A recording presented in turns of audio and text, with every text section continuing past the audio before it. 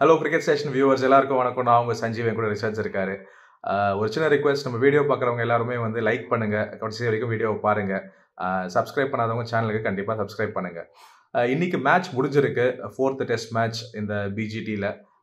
Australia ஜெயிச்சிருக்காங்க. India வந்து கையில் இருக்க மேட்ச்சே வந்து அதாவது ட்ராப் பண்ண வேண்டிய மேட்ச்சை வந்து தோத்துட்டாங்கன்னு தான் சொல்லலாம். சொல்லுங்கள் ரிச்சர்ட்ஸ், இன்னைக்கு ரிசல்ட், இன்னைக்கு நடந்த டேஸ் பிளேவை பற்றிலாம் என்ன நினைக்கிறீங்க?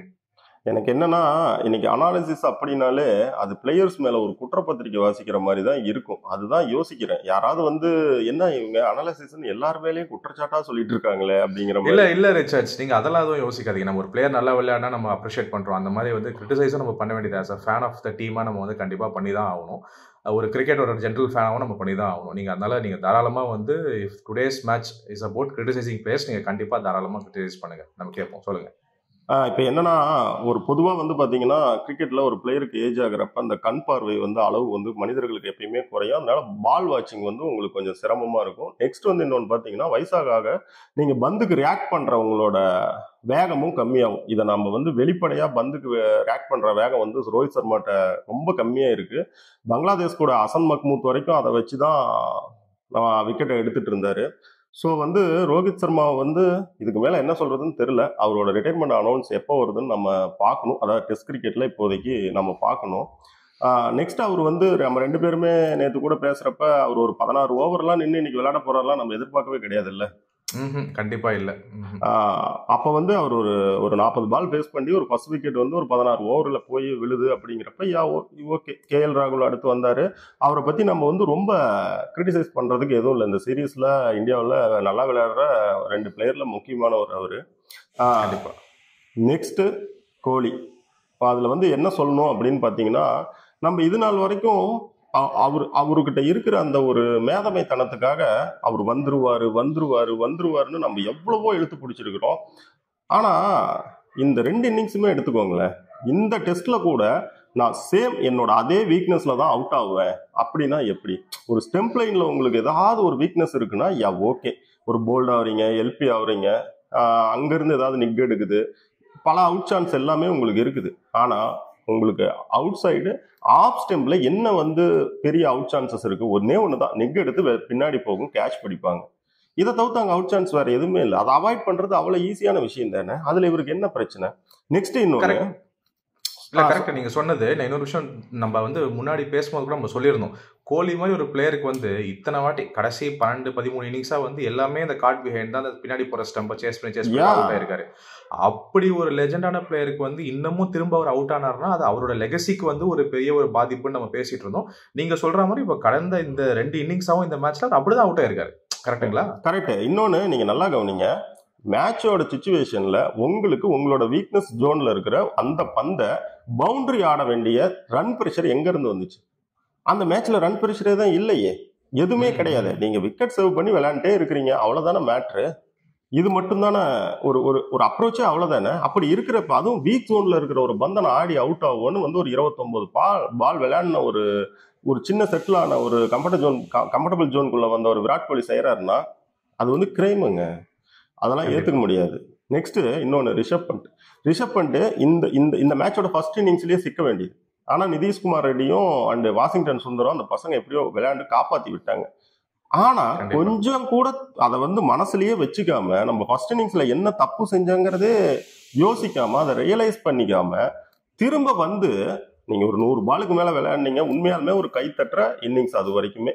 ஏன்னு கேட்டீங்கன்னா, நான் உங்ககிட்ட சொல்லியிருப்பேன் பர்சனலா, ரிஷப் பண்ட் கிட்ட ஒரு அசாதாரணமான டிஃபென்ஸ் இருக்குது.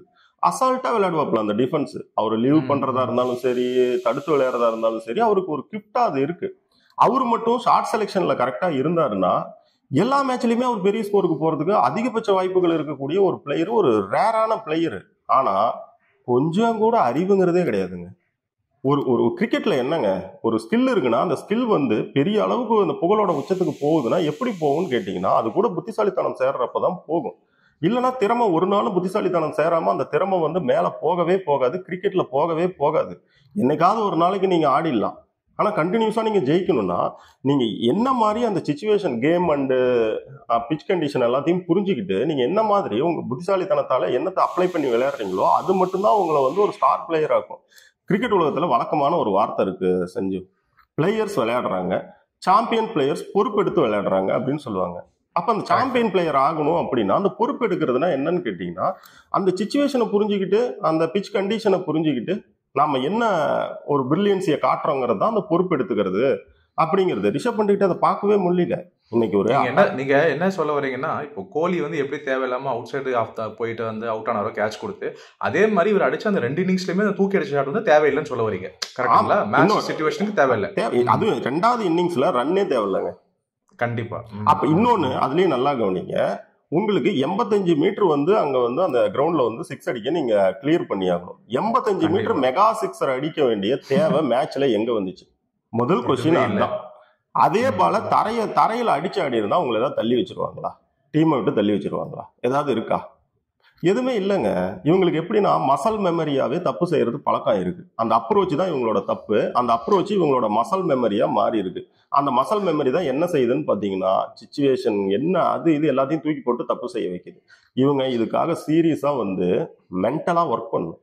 அந்த சொல்லணும்னா வந்து இந்த ரிஷப் பண்டோட விக்கெட் இருக்குல்ல, இன்னைக்கு நீங்க பேசிட்டு இருந்தீங்கல்ல, அவர் ஆக்சுவலி இன்னொரு 10 ஓவர் அந்த தேர்ட் செஷன்ல தாக்கு பிடிச்சிருந்தாருன்னா கேமோட சிச்சுவேஷனே வேற மாதிரி மாறி இருந்திருக்கும். கரெக்ட்டுங்களா? சஞ்சு, நான் இப்ப சொல்ல வந்த விஷயமும் அதுதான். என்னன்னு கேட்டீங்கன்னா, அவங்க வந்து என்னன்னா கம்மின்ஸ் அண்ட் ஸ்ட்ரைன் இன்ஜுரியில இருக்கிற ஸ்டார்க்கு இவங்க முடிஞ்ச வரைக்கும் போலண்ட் எல்லாம் சேர்ந்து போராடிட்டாங்க 2 செஷன். ஓகேங்களா? அவங்களோட ஐடியாவே என்னன்னு கேட்டீங்கன்னா, சரி 3 விக்கெட் தான் போயிருக்கு, டைலண்டர்ஸ் பொதுவா 2 பக்கத்துலயும் இந்த மேட்ச்ல நல்லா விளையாடிட்டு வராங்க, இந்த மேட்ச் வந்து டிராவுக்கு போகுதுங்கிற ஐடியாலாம் அவங்க வந்துட்டாங்க. உங்களை கூட்டிட்டு வந்து நீங்க வந்து டீ பிரேக்ல உங்களுக்கு திரும்ப வந்து ஹெட்டை வச்சு ஓபன் பண்றாங்கன்னா அவங்க என்ன மனநிலையில இருந்திருப்பாங்க? ஓகே ஒரு 10-15 ஓவர் விளையாடிட்டு டீசெண்டா 2 கேப்டனும் பேசி கை குலுக்கிட்டு மேட்சை டிரான்னு அனௌன்ஸ் பண்ணிட்டு போயிடுவாங்க. அதாவது இது மடியில விழுந்ததுங்க. இந்த டிரா வந்து மடியில விழுந்தது. இன்னொன்னு, இவ்வளவு தூரம் நம்ம பேசுறோம்ல, இந்த மேட்ச்ல நல்லா விளையாடின ஜெய்ஷ்வாலே தப்பு தான் செஞ்சாரு. எப்படி சொல்றேன்னா, உங்க கையில நல்லா கவனிங்க, நிதிஷ்குமார் ரெட்டி இருக்கிறப்ப நீங்க அப்படி ஒரு ஷாட் விளையாடி இருந்தா கூட ஓகே பெருசா கிரிட்டிசைஸ் பண்ணாம கூட போலாம். ஆனா நீங்க லாஸ்ட் பேட்டிங் பேர் வாஷிங்டன் சுந்தரை வச்சுக்கிட்டு நீங்க விளையாடுறீங்க. அப்படி இருக்கிறப்ப அந்த லாஸ்ட் பேரோட விளையாடுறதுக்கு நீங்க ஒரு ஓல்டர் பால்ல நீங்க உங்களுக்கு ஒரு ஃபுல் லென்த்ல வர பாலை நீங்க எடுத்து விளையாடுறது ஈஸி. தாராளமா நீங்க அப்படி விளையாடலாம். நெக்ஸ்ட் இன்னொன்று நல்லா கவனிங்க, ஆஸ்திரேலியாவுக்கு ரன்னை கண்ட்ரோல் பண்ணுங்கிற எந்த ப்ரெஷரும் இல்லை. அவங்க எல்லா வகையான பந்தையும் ட்ரை பண்ணி உங்களுக்கு ரன் கொடுப்பாங்க. புரியுதுங்களா நான் சொல்றது? சோ உங்களுக்கு அவங்களே ரன்னுக்கு வருவாங்க. நல்லா கவனிங்க, ஒவ்வொருத்தருக்குமே ஒவ்வொரு பேட்ஸ்மேனுக்குமே செஞ்சுரியை வந்து ஒரு பில்டப் பண்றதுல ஒவ்வொரு டெக்னிக் இருக்கும். ஒவ்வொரு குறிப்பிட்ட ரன்ல இருந்து ஒவ்வொரு மாதிரி விளையாடி அந்த செஞ்சுரிக்கு போவாங்க. ஒரு இடத்துல ஃபாஸ்டா போவாங்க, ஒரு 20 ரன்னுக்கு நின்று போவாங்க. ஜெய்ஷ்வாலை பொறுத்த வரைக்கும் என்னன்னா 70 to 100, 80 to 100 இந்த ஏரியாவில் வந்து அவர் டக்குன்னு போறதுக்கு ட்ரை பண்ற ஆளு. புரியுதுங்களா? இதே அந்த செஞ்சுரி அவருக்கு மனசுல பிளே பண்ணி தான் ஃபர்ஸ்ட் இன்னிங்ஸும் தேவையில்லாம அந்த ரன் அவுட் ஆனாப்ல. அதே தான் சொல்ல வந்தேன். ஃபர்ஸ்ட் இன்னிங்ஸ் அதுல ஓடினதால தான் தேவையில்லாம அந்த ரன் ஓடி அன்னைக்குள்ளேயே செஞ்சுரி அடிச்சணும்னு போய் தேவையில்லாம ஒரு நம்ம விக்கெட் லூஸ் பண்ணோம். கரெக்ட். இன்னைக்கும் நீங்க எடுத்துக்கிட்டீங்கன்னா அவர் மனசுல அந்த செஞ்சுரி பிளே ஆகிட்டே இருக்குது. நீங்க நல்லா கவனிங்க, லாஸ்ட் பேட்டிங் பேரோட நீங்க விளையாடுறீங்க. அப்படி விளையாடுறப்ப உங்களுக்கு வந்து அவங்களே ரன்னுக்கு வந்து உங்களுக்கு ஸ்கோரிங்க்கு வந்து ஷாட்ஸுக்கு வந்து பால் கொடுப்பாங்க. ஏன்னா அவங்களுக்கு ரன் வந்து ஒரு இம்பார்ட்டன்டே கிடையாது ஆஸ்திரேலியாவுக்கு. நீங்க அப்ப என்ன செய்யணும்? புத்திசாலித்தனமா என்ன செய்யணும்னா, எதெல்லாம் ரிஸ்கா இல்லாம ரன் கிடைக்குமோ அந்த பால் எல்லாம் எடுத்து ரன் எடுத்துக்கணும். இதை விட ரொம்ப முக்கியமா இவரு வாஷிங்டன் சுந்தர் வந்ததுமே என்ன செய்ய ஆரம்பிச்சாப்புல, இந்த தம்பி பேட்டை வெளியே விட ஆரம்பிச்சாப்புல. உடனே அபிமன்யு ஈஸ்வரன் வந்து என்ன பண்ணாப்ல, ட்ரிங்க்ஸ் அவருக்கு ஒரு மெசேஜ் கொடுக்கும். அபிமன்யு ஈஸ்வரன் ட்ரிங்க்ஸை தூக்கிட்டு உள்ள ஓடி வந்துட்டாப்ல. உள்ள ஓடி வந்து சொன்ன நியூஸ் என்ன, தம்பி தேவையில்லாத ஷாட்டுக்கு போக வேணாம்னு வெளியே சொல்லியிருக்காங்க, பேட்டை வெளியே விடாதீங்கன்னு சொன்னதுதான் அந்த மேட்ரு. அப்ப நீங்க போறத வந்து ஒரு டீம் மேனேஜ்மெண்ட் கவனிக்குது. அப்ப கவனிக்கிற அளவுக்கு நீங்க என்ன தப்பு பண்ணிட்டு இருக்கிறீங்கன்னா, அந்த செஞ்சுரி உங்க மனசுல பிளே ஆகுது, நீங்க அதுக்குள்ள போகணும்னு நினைக்கிறீங்க. இது யங்ஸ்டரா கிரிக்கெட்டுக்குள்ள வர எல்லாத்துக்குமே அது இருக்குங்க, நான் தப்பெல்லாம் சொல்லல. ஆனா ஃபர்ஸ்ட் இன்னிங்ஸ்ல கூட அதை நான் ஒத்துக்கிறேன், சரி ஓகே போங்க அப்படின்ட்டு. இந்த செகண்ட் இன்னிங்ஸ்ல உங்க தனிப்பட்ட செஞ்சுரியை விட ஒரு டிரா எவ்வளவு பெரிய விஷயம். உங்களுக்கு வந்து ஒரு முக்கியமான இடத்துல இருக்கு, இது விட்டார்னா அவ்வளவுதான் அப்படின்ற மாதிரி நிலைமை இந்தியன் டீமுக்கு. இன்னைக்கு வரைக்கும் யோசிச்சு பாருங்க, டெஸ்ட் கிரிக்கெட்டை பொறுத்த வரைக்கும் ஒரு பேட்ஸ்மேனோட அந்த ஒரு வின்னிங் நாக்கு வந்து எந்த அளவுக்கு புகழப்படுமோ எனக்கு தெரிஞ்சுங்க, அதை விட 1% ஒரு பேட்ஸ்மேனுடைய டிரா பண்றதுக்கான நாக்கு தான் அதை விட அதிகமா புகழப்படக்கூடிய இடத்துல இருக்கும். இப்ப டியூப்ளிசிஸ் அண்ட் டிவிலியர்ஸ் 2 பேரும் சேர்ந்து ஒரு மேட்சை வந்து ஆஸ்திரேலியாவுக்கு எதிராக டிரா பண்ணியிருந்த இன்னிங்ஸ் நீங்க அந்த மேட்ச் பார்த்துருப்பீங்க. அது எவ்வளவு கிரேட்டான மேட்ச்னு உங்களுக்கே தெரியும். இன்னைக்கு வரைக்குமே டிவிலியர்ஸ் அண்ட் டியூப்ளிசிஸை பத்தி பேச வரப்ப கொஞ்சம் ஹையா ரேட் பண்றது அவங்க மேட்சை டிரா ஆக்குன அந்த இன்னிங்ஸை பத்தி தான் பேசுவாங்க எல்லாருமே. கண்டிப்பா. ஏன்னா டிவிலியர்ஸோட இன்னொரு டைமென்ஷனே காட்டுனது அதுதான், அந்த மேட்ச் தான் காட்டுச்சு. ஆமா, 30 ரனுக்கு 200 சில்லற பால் இல்ல அந்த இன்னிங்ஸ். ஆமா, என்ன எப்பேற்பட்ட இன்னிங்ஸ் அது. ஸ்கோரிங் ஆப்ஷனே உங்களுக்கு ஸ்கோருங்கிற ப்ரெஷரே இல்லாதப்பங்க நீங்க எப்படி விளையாடணுங்கிறது வந்து எப்படின்னு கேட்டீங்கன்னா ஒரு ஸ்கூல் பையன் கூட சொல்லிடுவாங்க. இந்த ஒரு பாயிண்ட் தான் நான் டச் பண்ணோன்றேன். நம்ம நேத்தே பேசிட்டு இருந்தோம் பாத்தீங்களா, நம்ம வாஷிங்டன் சுந்தர் தான் முதல்ல உள்ள வந்து விளையாடி இருக்கணும் அப்படின்னு சொல்லி. இது நானே முதல்ல உங்களுக்கு ஒரு விஷயம் சொல்லிடுறேன் செஞ்சோ. நேத்து வந்து நீங்க ஒரு கிரேட்டான ஒரு ஐடியா கொடுத்துருந்தீங்க. அதாவது என்னன்னா, நீங்க எப்படியும் டிராவுக்கு தான் விளையாட போறீங்க. டிராவுக்கு விளையாடுறப்ப நீங்க என்ன செய்யுங்க, அதுக்கு அழகா விளையாடக்கூடிய ஒரு பிளேயரை 5th கொண்டு வாங்கன்னு சொல்லியிருந்தீங்க. புரியுதுங்களா? வாஷிங்டன் சுந்தரை கொண்டு வாங்கன்னு சொல்லியிருந்தீங்க. உண்மையாலுமே அது என்னன்னா ஒரு வேற லெவல் திங்கிங் அது. இன்னைக்கு கூட பாருங்க, அந்த பையன் 45 பால் விளையாடி நாட் அவுட்டா தான் வெளியே போயிருக்காப்ல. நீங்க வந்து நீங்க வாஷிங்டன் சுந்தரோட அந்த டிஃபென்ஸ் அண்ட் அதுல இருக்க அந்த டெக்னிக் எல்லாத்தையும் நீங்க அப்சர்வ் பண்ணதுனால தான் நீங்க அதை சொன்னீங்க. புரியுதுங்களா? எனக்கு ஆக்சுவலி என்ன தோணுச்சுனா, நேற்று வந்து அவன் இன்னைக்கே கூட எடுத்துக்கங்களேன் 3 விக்கெட் விழுந்திருக்கு. நீங்க வந்து 5வது வந்து நான் பண்ட்டை வந்து இவங்க உள்ள அனுப்புனதை கூட ஓரளவுக்கு நான் ஏத்துப்பேன். காரணம் என்னன்னு கேட்டீங்கன்னா வந்து இவங்க வந்து இவங்களோட இந்த பிரிஸ்பேன் அந்த பழைய காபாவின் வந்து இவங்க மைண்ட்ல ஓடி இருந்திருக்கலாம். சரிங்களா? அதாவது வந்து நான் வந்து இவன் வந்து ஒரு செஷன் வந்து டிஃபென்சிவா ஆடுவாரு, அடுத்த செஷன் வந்து அஃபென்சிவா ஆடுவாரு. அப்படி ஏதாவது இவங்க ஒரு திங்க் டேங்க் வந்து யோசிச்சு கூட இவங்களை வந்து ரிசர்வ் பண்ணிதான். இல்ல, எனக்கு நான் ஒண்ணு வாப்பனா சொல்லிடுறேன், திங்க் டேங்க் இந்த முறை தப்பே செய்யலைங்க. அவங்க டைரக்டா டிராவ்ல தான் இருந்தாங்க. இல்ல நான் அதுதான் சொல்ல வரேன் கேளுங்க. 2 காரணம். ஏன் அப்படி சொல்றேன்னா, நானும் அப்படிதான் நினைச்சேன். இவங்க வந்து அவ்வளோ பால லீவ் பண்ணிட்டு இவங்க வந்து ஸ்டார்டிங்ல வந்து 40 பால்லாம் லீவ் பண்ணிட்டு இந்த ரன்லாம் அடிச்சதுக்கு வந்து அந்த மைண்ட் செட்ல தான் இருந்தேன். ஆனா ரோஹித் சர்மா என்ன சொல்லியிருக்காருன்னா, பிரஸ் கான்ஃபரன்ஸ்ல முடிச்சுட்டு வந்துட்டு, நாங்க வின்னுக்கு தான் போனோம், முதல் செஷனை மட்டும் அவ்வளோ வந்து பார்த்து ஆடிட்டு அதுக்கப்புறம் நாங்க ரன் அடிக்க போயிருப்போம் அப்படின்ற ஒரு மைண்ட் செட்ல இருந்தாங்க அவர் சொல்றாரு. நீங்க நல்லா ஒரு நிமிஷம் இருங்க. நான் உங்ககிட்டயே ஒரு கொஸ்டின் கேட்கறேன் சஞ்சீவ். நீங்க வந்து ஒரு உங்களுடைய 4வது விக்கெட் வந்து பாத்தீங்கன்னா 121ல விழுது, ஓகேங்களா? உங்களுக்கு அங்க இருந்து எவ்வளவு ஸ்கோர் தேவைப்படுது? ஒரு 220 ரன் உங்களுக்கு தேவைப்படுது. கண்டிப்பா எண்ட் ஆஃப் தி டே ஸ்பிளே அடிக்க முடியாது. அவங்க என்ன பண்ணிருக்காங்க, நீங்க வந்து ஒரு லாஸ்ட் செஷன்ல வந்து நீங்க எப்படி வந்து அந்த ஒரு 220 ரன்னை வந்து நீங்க எடுத்துருவீங்க? இதெல்லாம் என்ன மாதிரி ஒரு ஸ்டேட்மென்ட்னு எனக்கு புரியல. அதுதான் சொல்லிட்டு இருக்கேன். இவங்க பண்ண அப்ரோச் தப்பு. அப்படி இல்லைன்னா இவங்க வந்து வெளில வந்து கொடுத்த பேட்டி தப்பு. கேப்டன் வந்து கொடுத்த பேட்டி தப்பு. அவர் ரிட்டையர் ஆக போறோம்னு அனௌன்ஸ் பண்ணல, நம்ம முதல்ல பேசின மாதிரி. இப்போ அதுக்கடுத்து இந்த பையன் அவன் டிஃபென்ஸும் அப்ரோச்ல வந்து அவ்வளவு பால கன்சியூம் பண்ணி அழகா விளையாடுற பையன் சுந்தர். அவனை 5ல அட்லீஸ்ட் ஒரு 6ல இறக்கி விட்டு இருந்தா கூட அவன் ஜெய்ஸ்வாலோட போட்டு நல்ல பார்ட்னர்ஷிப் கொடுத்துருப்பான். நீங்க தேவையில்லாம ரெட்டியை இறக்கி விட்டு இவனை கடைசியா டெய்லோட ஆட வச்சு அந்த மொத்த டீமோட ஒரு ஒரு கேப்பபிலிட்டியே வந்து அவன் இந்த வாட்டி மட்டும் இல்ல, அவன் 2 ஆஸ்திரேலியன் சீரீஸா ஆஸ்திரேலியால நடக்கிற மேட்ச்ல அவன் நல்லா விளையாடிட்டு இருக்கான். இதுல நீங்க சொல்றதுல இன்னொரு முக்கியமான பாயிண்ட் என்னன்னா, Rishabh Pant and Jaiswal 2 left hander சேர்ந்து நல்லா விளையாடிட்டு இருந்தாங்க. ஸோ லெப்ட் ஹேண்டரை வந்து அவங்களுக்கு வந்து ஆஸ்திரேலியனோட பவுலிங் யூனிட்டால உடைக்கிறது கஷ்டமா இருக்குதுன்ற மாதிரி ஒரு ஐடியாவுக்கு வந்திருப்பாங்க. அது பிரில்லியண்டான, சரி, அது ஒரு நல்ல யோசனை. அதுக்காக நீங்க வந்து ரவீந்திர ஜடேஜாவை அனுப்புனதுக்கு பதிலா வாஷிங்டன் சுந்தர் அனுப்பியிருக்கலாமே. அதுதான் அதாவது போன இன்னிங்ஸ்ல 50 ரன் அடிச்சு ஒரு கான்பிடன்ஸ்ல இருக்கிற பையன். புரியுதுங்களா? அதுதான் நீங்க நாட் அவுட்ல போயிருக்கான் பாருங்க. இல்ல இப்போ நாட் அவுட்ல போயிருக்கான் பாருங்க. எனக்கு தெரிஞ்சு அவன் பண்ணிட்டு கூட நான் ஓரளவு அவன் 5வது நீங்க டிரா தான் உங்க மைண்ட் செட். அப்படி 3 விக்கெட் விழுந்துருச்சு, 4வது விக்கெட் விழுந்துருச்சு, நீங்க டிரா போறீங்கன்னா என்ன பொறுத்தவரை பண்ட்டுக்கு பதிலாக அவன் தான் வந்திருக்கணும் அந்த நம்பர் 5ல. சரி, பண்ட்டு ஆடிட்டார், ஒரு செஷன் ஆடிட்டார். அப்படி இல்லைனா கூட அடுத்து ஜடேஜா ரெட்டிக்கு முன்னாடி கண்டிப்பா சுந்தர் தான் வந்திருக்கணும். மேட்ச் நம்ம கையில இன்னும் நல்ல ஒரு பொசிஷன்ல இருந்திருக்கும். அப்படியே சுந்தர் கொஞ்ச நேரம் கழிச்சு இல்ல ஜெய்ஸ்வால் இந்த மாதிரி ஏதாவது தப்பு பண்ணி அவுட் ஆயிருந்தாருனா கூட சுந்தர் வந்து 20 ஓவர் 25 ஓவர் காப்பாற்றுற மாதிரி இருந்திருக்காதே தவிர ஒரு 10 ஓவர் இருந்திருக்கும். அது ரியலிஸ்டிக்கா இந்தியா டிராப் பண்றதுக்கு ஒரு வழி.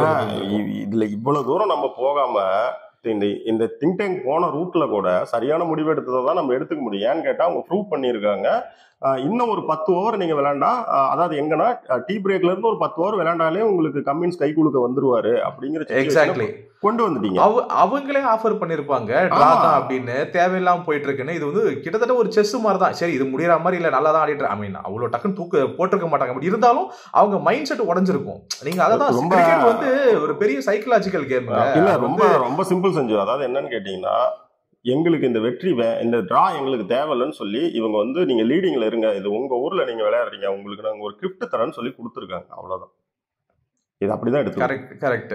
இப்போ நீங்க பிளேயர்ஸ் பத்தி முடிச்சிட்டீங்களா? இல்ல நான் ஒரு கேள்வி இன்னும் ஒரு முக்கியமான கேள்வி, இப்போ இந்தியா வந்து குவாலிஃபை ஆகிறதுக்கு ஏதாவது சான்ஸ் இருக்கா WTCல? இருக்கு ஒரு சின்ன சான்ஸ் ஒன்று இருக்கு. இவங்க சிட்னியில போய் வின் பண்ணோம். நெக்ஸ்ட் ஆஸ்திரேலியா வந்து ஸ்ரீலங்கா போய் 2 மேட்சும் தோக்கணும். அப்படி போறப்போ வந்து இவங்களுக்கு ஒரு அவுட் சைட் சான்ஸ் ஒன்று இருக்கு. ஆனா இவங்க சிட்னியில வந்து தோத்தாங்கன்னு வச்சுக்கோங்களேன், அங்கேயே ஆஸ்திரேலியா வந்து குவாலிஃபை ஆயிடுவாங்க.